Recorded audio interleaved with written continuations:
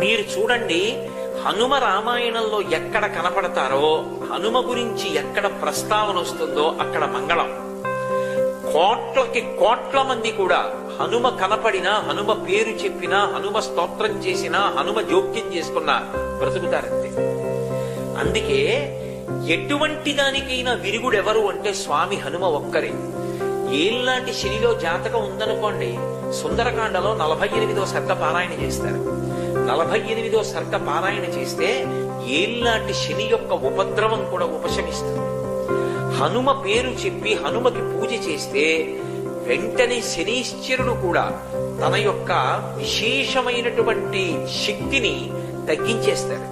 తగ్గించి జాతకుడికి శాంతి కలిగేటట్టుగా చేస్తాడు. ఆయన లాంటి మహానుభావుడు, ఆయన అంత తేలికగా ప్రసన్నమయ్యేవాడు మీకెక్కడ కనపడడం.